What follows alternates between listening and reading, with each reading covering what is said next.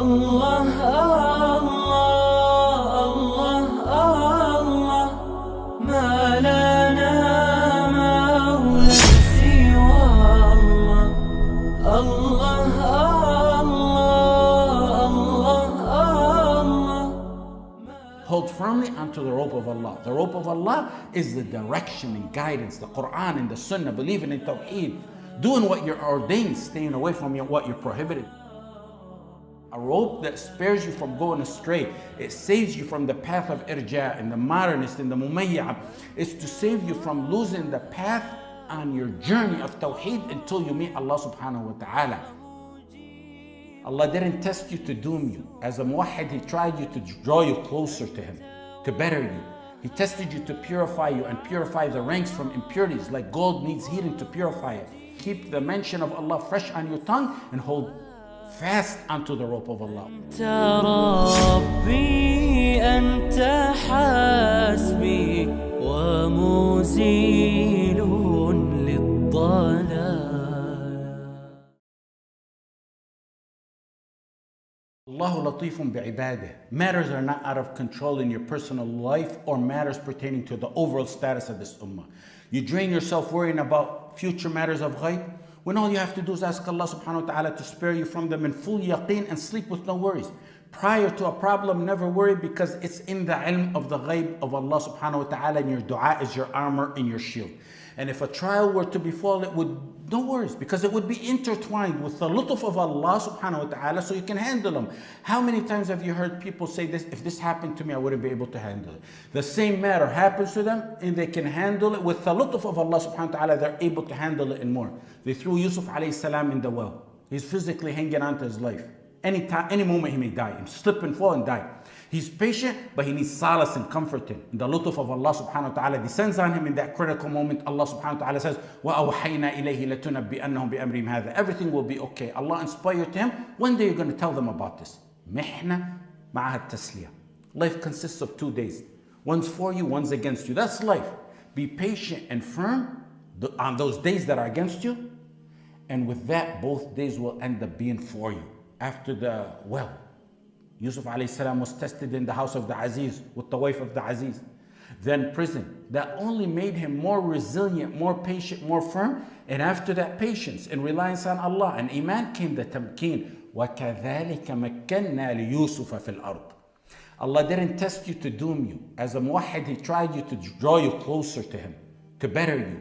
He tested you to purify you and purify the ranks from impurities, like gold needs heating to purify it. Keep the mention of Allah fresh on your tongue and hold fast onto the rope of Allah. وَاعْتَصِمُوا بِحَبْلِ اللَّهِ جَمِيعًا وَلَا تَفَرَّقُوا وَاعْتَصِمُوا بِاللَّهِ هُوَ مَوْلَاكُمْ فَنِعْمَ الْمَوْلَى وَنِعْمَ النَّصِيرُ. Notice the slight difference between those two very similar verses. One says, hold firmly onto the rope of Allah.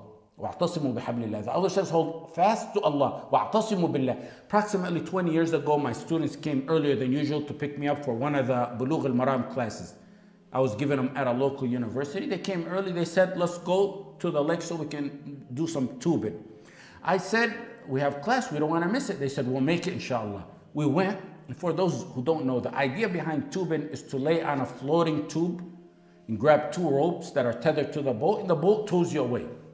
To make it fun and exciting, the driver may speed and swerve so that the person holding on the rope slips off, and they go around and pick him up. Sometimes they compete who holds on longer. They said, Sheikh, it's your turn. It's a deep lake with no shore in sight. I said, I don't know how to swim. They said, if you slip, just try your best to stay afloat for 30 seconds. We'll come back around and get you. It's my students, and I'm sure back then they didn't want me dead. And they insisted. I grabbed the ropes, and the driver swerved left and right. He kept making sharper and sharper swerves, higher speed. At one point, I was flying in the air, and I never let go. Every one of them slipped off but me. They gave up, and I climbed back in the boat. They were baffled as to how the least experienced one out of them held on to the end. One of them kept analyzing why they were not able to get me off, to slip off. And as we headed off the lake into the car, I said, I got it. They said, what? He said, I know why the Shaykh never let go. They said, you're still dwelling over that? He said, it's his life. We hold on the rope and we're relaxed because we can swim. We may even enjoy falling off. In the back of his mind, his life depends on it, so he's holding on with all his might, he's not letting go. That may be true. The point being, holding on to the rope of Allah subhanahu wa ta'ala should be much more firm than holding on and any rope that may save your life, without comparison, because letting go of the rope of Allah is an ultimate khusran, an ultimate misery and catastrophe, and an eternal one. وَاعْتَصِمُوا بِحَبْلِ اللَّهِ. Hold firmly onto the rope of Allah. The rope of Allah is the direction and guidance, the Quran and the Sunnah, believing in Tawheed, doing what you're ordained, staying away from what you're prohibited. A rope that spares you from going astray. It saves you from the path of irja and the modernist and the mumayya. It's to save you from losing the path on your journey of Tawheed until you meet Allah subhanahu wa ta'ala. The other verse is slightly different. وَاعْتَصِمُوا بِاللَّهِ. Hold fast to Allah without the rope mentioned there. That's the protection, the power, the weaponry, the armor that you need on this path. Like what? Like tawakkul and sabr and dua and istighatha and refuge. What you need in difficult times. وَاعْتَصِمُوا بِاللَّهِ is knowing He will save you no matter how high the currents are. Knowing that He is your shield. Knowing in yaqeen to the highest degree that Allah subhanahu wa ta'ala is your protector, and He protects the believers, the ones you love. إِنَّ اللَّهَ يُدَافِعُ عَنِ الَّذِينَ آمَنُوا. Knowing there's no power or might but in Allah. Elevating yourself above reliance on all the unreliable and placing your trust on Allah subhanahu wa ta'ala. Firmly believing أَنَّ مَا أَصَابَكَ لَمْ يَكُنْ لِيُخْطِئُكَ وَمَا أَخْطَأَكَ لَمْ يَكُنْ لِيُصِيبُكَ. The divine decree that whatever befalls you could have never passed you, and whatever passed you could have never befallen you. You need strength on this journey because it's going to be difficult. وَاعْتَصِمُوا بِاللَّهِ gives you the boost and spares you from the weakness that infiltrates the hearts of some that causes them to veer off this path. Traveling on any path, you need a map and directions. You need the map and directions to know how to reach your destination. That's وَاعْتَصِمُوا بِحَبْلِ اللَّهِ, the directions. You also need security and protection and encouragement and inspiration, the defense mechanism to survive the journey, and that is وَاعْتَصِمُوا بِاللَّهِ.